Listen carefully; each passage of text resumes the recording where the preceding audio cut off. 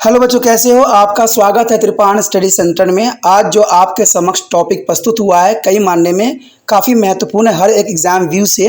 ठीक है, इसमें हम हर एक बात पे विस्तार पर चर्चा करेंगे और वो सारे जो है पहलू पर विचार करेंगे जो अब तक अछूता था। तो चलिए देखते हैं हमारा आज टॉपिक क्या है। बहुलवादी सिद्धांत का महत्व, यानी इस सिद्धांत का क्या महत्व है। तो किस सिद्धांत का? बहुलवादी सिद्धांत का क्या महत्व है। तो ये काफ़ी महत्वपूर्ण यहाँ रहेगा। यदि हम बहुलवादी सिद्धांत की काफ़ी आलोचना हुई है, परंतु फिर भी हम इस सिद्धांत को देने की अपेक्षा नहीं कर सकते हैं कि इस सिद्धांत ने हमें बहुत कुछ दिया है। और कहते हैं आलोचना के अंतर्गत इसकी महत्ता को हम धुंधला नहीं कर सकते हैं। बहुलवादी सिद्धांत ने हमें बहुत कुछ बातें जो है सिद्ध भी किया है और ये हमारे समाज के लिए ज़रूरी भी है। इवन देखा जाए तो कहते हैं पहला पॉइंट तो यही दर्शाता है, विवेकीकरण पर बल, यानी विवेक केंद्रीकरण पर बल, ये काफ़ी महत्वपूर्ण रहेगा। Emphasis on the decentralisations. बहुलवादियों ने शक्ति को केंद्रीकरण यानी सेंट्रलाइज करने की अपेक्षा विकेंद्रीकरण यानी डिसेंट्रलाइजेशन पर बल दिया है। आखिर इन्होंने केंद्रीकरण में बल क्यों नहीं दिया? उससे अधिक वो डिसेंट्रलाइजेशन करने के बल पर क्यों दिया जा रहा है? तो इससे शक्ति अलग अलग ग्रुपों के पास चली जाएगी। देखा जाए सेंट्रलाइज करने से ये होता है दोस्तों कि ये शक्ति एक जगह ही सिमट जाती है, और एक जगह शक्ति सिमटने का मतलब है कि जनता का अवहेलना करना। इसी कारण से जो है इसको हम डिसेंट्रलाइजेशन करते हैं और इसी पर बल भी देते हैं। ये शक्ति अलग अलग ग्रुपों के पास चली जाएगी और कार्य ठीक तरह से हो सकेंगे। तभी तो आपने देखा होगा कि हमारे देश में राष्ट्रपति नाम मात्र के होते हैं, प्रधानमंत्री सारे कार्यभार प्रधानमंत्री के अंतर्गत होती है, लेकिन ये कार्य प्रधानमंत्री खुद नहीं करके जो है अपने कैबिनेट मिनिस्टरों को शक्तियाँ बांट देते हैं। अब इससे ये होता है कि हर कोई पे जो है यहाँ पर रिस्ट्रिक्शन लगाई जाती है कि मान लो प्रधानमंत्री की शक्ति आकर जो है मंत्रिपरिषद यूज़ कर रहा है, और यहाँ पर मंत्रिपरिषद अपनी तरफ से विचारधारा नहीं रख सकता, उसको राष्ट्रपति से आज्ञा लेनी पड़ेगी, और फिर उससे पहले जो है उसको प्रधानमंत्री सलाह विचार पर कार्य करना पड़ेगा। तो इससे ये होता है कि डिसेंट्रलाइजेशन करने से कि शक्तियों पे जो है हम ठीक ठीक कंट्रोल रख सकते हैं, और इससे शासन जो है निरंकुशता से बची रहती है। शासन तनाशाह नहीं हो पाता है, और किसी भी क्षेत्र में तनाशाह शासन निरंकुश न हो, इसलिए जो है इसको डिसेंट्रलाइजेशन करना जरूरी है। कहते हैं सेंट्रलाइज कर देंगे तो जनरल सी बात है, सब सेंटर के अधीन हो जाएंगे और वो कार्य नहीं हो पाएंगे जो होना चाहिए। इसके अतिरिक्त इस तथ्य को कोई इसे इनकार नहीं कर सकता है कि विकेंद्रीकरण व्यवस्था समाज और लोगों के हित में होती है और केंद्रीकृत व्यवस्था से कहीं अच्छी होती है। देखा जाए तो डिसेंट्रलाइजेशन करना काफ़ी महत्वपूर्ण रहता है यहाँ पर। उसके पश्चात हमारे समक्ष आता है श्रम के विभाजन के सिद्धांत पर आधारित। श्रम के विभाजन के सिद्धांत पर जो है बहुलवादी सिद्धांत टिकी हुई है, यानी based on the principle of division of labour. बहुलवादियों का सिद्धांत अर्थव्यवस्था के महत्वपूर्ण सिद्धांत श्रम के विभाजन से आधारित है। श्रम का विभाजन जो है आगे कक्षाओं में आती है, तो ये काफ़ी महत्व रखता है कि श्रम का विभाजन के सिद्धांत पर ये कार्य करता है। सिद्धांत का समर्थन भी करता है। ये कार्य अलग अलग ग्रुप में बांट देना चाहते हैं और इसे स्वयं ही श्रम का विभाजन हो जाएगा। अगर इनको हम अलग अलग ग्रुपों में बांट देते हैं तो जर्नल सी बात है, ये जो होंगे श्रम की विभाजन हो जाएगी और निपुणता आएगी। अकेला राज्य ही सभी कार्य में निपुण नहीं हो सकता है। तो ये काफ़ी महत्वपूर्ण है कि अकेला राज्य ही सभी कार्य में निपुण नहीं हो सकता है। और ये हम ये बात भी कहें कि अगर एक व्यक्ति में सारे गुण हैं तो हम गलत कहते हैं एक व्यक्ति में निपुण नहीं हो सकता है, और इसमें कई ग्रुपों की आवश्यकता होती है। आज राज्य में अनेक ऐसे संगठन हैं जिनकी कलागुजारी राज्य की कलागुजारी से कहीं अच्छी है, और निजी क्षेत्र को जो है बढ़ रही लोकप्रियता इसका प्रमाण है। आज के समय में देखते ही होगी कि आज सेंट्रलाइज न होकर जो है डिसेंट्रलाइज के कारण कई क्षेत्रों में विकास देखने को मिलता है, और ये क्षेत्र इन्हीं कामों से लोकप्रिय हो जाता है। इवन देखा जाए तो भारत के प्रधानमंत्री जब चुने जाते हैं तो वो कोई अगर किसी क्षेत्र में अच्छे काम कर रखे होते हैं तो लोग के भी चहेता बन जाते हैं, और ऐसा ही होता है, और कई बार उनकी सरकार भी बन जाती है। तो हमें किसी न किसी रूप से जो है उन क्षेत्रों को दिखाना अनिवार्य बन जाता है जहाँ पर हमने काम किया होता है। इसलिए समुदाय की महत्ता को स्वीकार करना बहुत ही काफ़ी महत्वपूर्ण रहता है। उसके पश्चात हमारे समक्ष आता है समुदाय की महत्ता को स्वीकार करती हैं। समुदाय की महत्ता को स्वीकार करती हैं, यानी recognise the value of different association. बहुलवादी राज्य में विचर रहे विभिन्न ग्रुपों या समुदाय की महत्ता को स्वीकार करती हैं। यानी देखा जाए तो राज्य में विचर रहे विभिन्न ग्रुप और समुदाय काफ़ी महत्वपूर्ण रहते हैं, और ये मानते हैं कि वे भी व्यक्ति के जीवन के विकास के लिए महत्वपूर्ण योगदान दे सकता है। अन्य कोई भी ऐसा विचार नहीं है जिसके अनुसार समुदाय की महत्ता को मान्यता दी गई है। और ये सत्य है कि अकेला राज्य व्यक्तियों की सभी ज़रूरतों को पूरा नहीं कर सकता है। एक अकेला राज्य सभी ज़रूरतों की आवश्यकता की पूरा नहीं कर सकता है।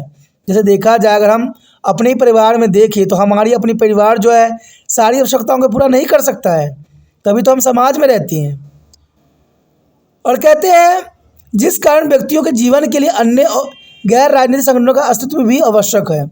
यानी देखा जाए तो व्यक्ति स्वयं में सब कुछ नहीं है, या कोई सरकार स्वयं में सब कुछ नहीं है, उसको कई तरह के ऑर्गेनाइजेशन की ज़रूरत पड़ेगा, कई तरह के समर्थन की ज़रूरत पड़ेगा, और ये काफ़ी महत्वपूर्ण रहेगा। इवन देखिए, हम अगले पॉइंट की तरफ नज़र करें तो कहते हैं असीमित प्रभुता के विरुद्ध प्रतिक्रिया, the welcome reaction against the absolute sovereignty. तो काफ़ी महत्व रखता है। कहते हैं बहुलवादियों का सिद्धांत उस एकात्मक प्रभुसत्ता सिद्धांत के विरुद्ध एक उचित विरोध, जिसके अनुसार हिगल्स ने राज्य की पृथ्वी के ऊपर भगवान का रूप दिया गया था। देखा जाए तो कहते हैं हिगल्स ने राज्य को पृथ्वी के ऊपर भगवान का रूप दिया गया था, और एक वादियाँ यानी मोनास्टिक्स ने राज्य को केवल कानूनी व्यवस्था ही नहीं बल्कि उसे नैतिक क्षेत्र में भी परमात्मा का रूप बना दिया है। यानी देखा जाए तो नैतिक क्षेत्र में भी परमात्मा का रूप बना दिया है। गेटल के अनुसार बहुलवादी सिद्धांत अस्तित्व के प्रभुसत्ता के सिद्धांत द्वारा दी गई राज्य की कानूनी निरंकुशता के लिए उचित और समयानुसार विरोध है। तो ये काफ़ी महत्वपूर्ण यहाँ गेटल ने दी थी कि बहुलवादी सिद्धांत ऑस्टिन के प्रभुसत्ता के सिद्धांत द्वारा दी गई राज्य की कानूनी निरंकुशता के लिए उचित और समानुसार विरोध है। इवन देखें तो गेटल ने आगे चल के बहुलवादी की प्रशंसा करते हुए लिखा है कि भले ही राज्य वैधानिक दृष्टि से सर्वशक्तिमान है, परंतु फिर भी इस पर नैतिक प्रतिबंध होने चाहिए। तो बात सही है कि भले ही राज्य वैधानिक दृष्टि से सर्वशक्तिमान है, परंतु फिर भी इस पर नैतिक प्रतिबंध होने चाहिए, और राज्य को आदर्शवादी संस्था बनाने के लिए और इसको आधार के स्थान पर उद्देश्य बनाने के लिए जो है विरुद्ध बहुलवादी का उचित प्रक्रिया होनी चाहिए। तो यहाँ पर गेटल ने साफ शब्दों में कहा है कि भले ही राज्य वैधानिक दृष्टि से सर्वशक्तिमान हो, परंतु फिर भी इस पर नैतिक प्रतिबंध होने ही चाहिए, और राज्य की आदर्शवादी संस्था बनाने के लिए और इसके साधन के स्थान पर उद्देश्य बनाने के विरुद्ध बहुलवादी एक उचित प्रतिक्रिया भी हो सकती है। तो यहाँ पर काफ़ी महत्वपूर्ण गेटल ने बात कही है। उसके पश्चात अगर हम बात करें तो व्यवहारिक सच्चाई पर आधारित, देखिए ये सारे काफ़ी महत्वपूर्ण महत्व है कि व्यवहारिक सच्चाई पर आधारित, the base on practical truth. बहुलवादी सिद्धांत व्यवहारिक सच्चाई पर भी आधारित है, क्योंकि व्यवहार में कोई भी राज्य सरकार निरंकुश व्यक्तियों का उपयोग नहीं कर सकती है, चाहे कानून के रूप में या राज्य का सुरक्षा सर्वश्रेष्ठ और सर्वशक्तिमान माना जाता है।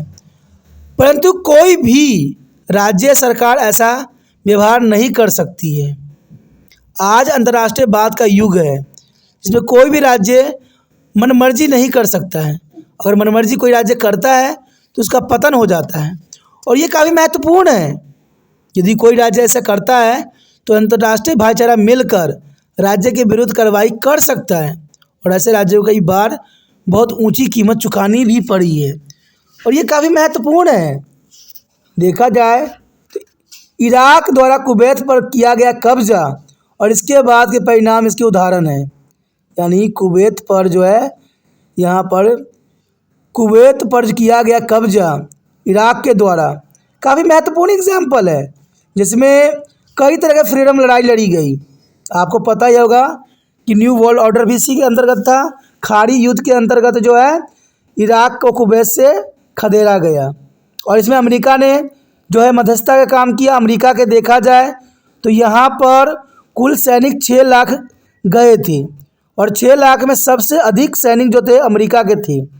और देखा जाए तो इराक तथा कुवैत पर जो कब्जा हुई थी तो 34 देश इसमें सम्मिलित थे, और 34 देशों ने जो है कुवैत को इराक से छुटकारा दिलाने के लिए राष्ट्रपति जो है अमेरिका के, उसके अंतर्गत ये कार्रवाई की गई थी। और ये काफ़ी महत्वपूर्ण थी। ये सबसे महत्वपूर्ण उदाहरण है। अनेक अरब देशों में लोगों द्वारा स्थापित निरंकुश सरकार के विरुद्ध किए गए आंदोलन और शासन पलट घटना भी इसका सूचक हो सकता है। तो देखा जाए, आपने देखा ही होगा कि हमारे देश में हो या विदेशों में हो, हर जगह जो है अगर गलत शासन, निरंकुश शासन है तो उसके प्रति आंदोलन चलाई जाती है और सत्ता को जो है पलट के रख दी जाती है। तो ये काफ़ी महत्वपूर्ण बात यहाँ रखता है कि सत्ता बनती है और सत्ता पलटती है, और इसके पीछे कहीं ना कहीं कारण जो है ये बहुलवादी का सिद्धांत है, और ये काफ़ी महत्वपूर्ण रखता है। यहाँ पर अगर हम बात करें कि बहुलवादी लेखिका कुमारी फैलिट का, तो उन्होंने अपनी पुस्तक नया राज्य द न्यू स्टेट में बहुलवाद के निम्नलिखित गुणों का वर्णन किया है, और इनका गुण काफ़ी महत्वपूर्ण है। जहाँ पर कुमारी फैलिट ने जो है अपनी नए राज्य में द न्यू स्टेट में बहुलवादी गुणों का वर्णन किया है। उन्होंने साफ शब्दों में ये बात का जो है जिक्र किया था कि बहुलवादी राज्य की स्वच्छता के अधिकार का खंडन करते हैं। बहुलवादी राज्य की स्वच्छता के अधिकार का खंडन करता है। वह राज्य में विभिन्न संघों के महत्व को स्वीकार करते हैं और उन्हें अपने कार्य क्षेत्र में काफ़ी जो है स्वतंत्रता भी दिए जाने के हक में है।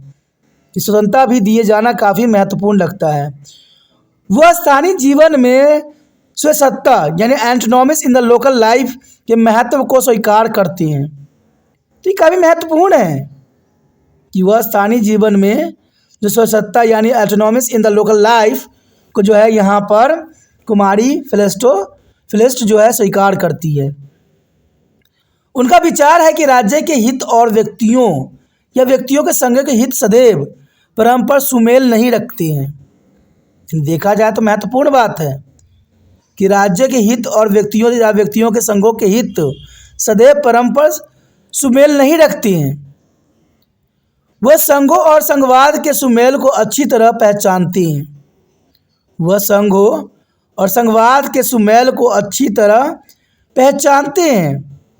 अगर इस बात को हम निष्कर्ष के रूप में देखें तो यहाँ पर बहुलवादी का महत्वता काफ़ी महत्वपूर्ण थी। संक्षेप में हम कह सकते हैं कि बहुलवादी असीमित राज्य के सिद्धांत का खंडन करता है, यानी असीमित राज्य का सिद्धांत नहीं होना चाहिए और राज्य की निरंकुशता के विरुद्ध उचित प्रतिक्रिया होनी चाहिए। और इसके अतिरिक्त यह सिद्धांत व्यक्तियों के जीवन में विभिन्न संघों के महत्व को स्वीकार करता है और शक्तियों के विकेंद्रीकरण पर बल देता है। परंतु बहुलवादी प्रभुसत्ता के सिद्धांत को राजनीतिक शास्त्र में से निकाल दिए जाने की बात करता है, यानी राजनीतिक शास्त्र में से निकाल दिए जाने की बात करता है, तो यह सिद्धांत व्यवहारिक और खतरनाक बन जाता है। प्रभुसत्ता राज्य की महत्वपूर्ण विशेषता है और प्रभुसत्ता के बिना राज्य कल्पना भी नहीं की जा सकती।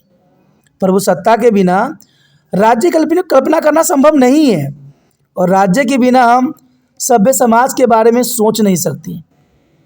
तो देखा जाए सब एक दूसरे से जुड़े हुए हैं।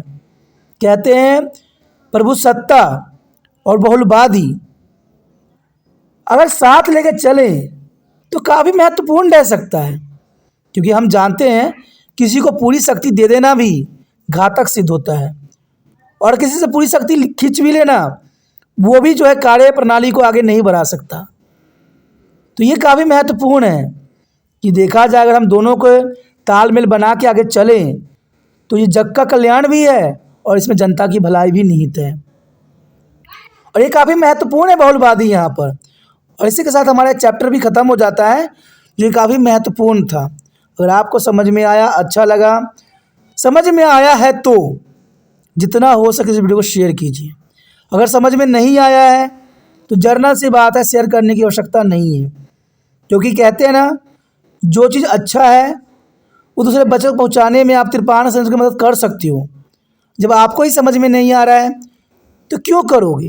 कहते हैं जब कोई चीज़ समझ में आती है तभी दूसरे बच्चे जो हैं दूसरे के लिए कार्य करते हैं। जब आपको समझ नहीं आ रहा है, अच्छा नहीं लगता है, तो जनरल सी बात है, शेयर करने की भावना भी आपको में नहीं होगा।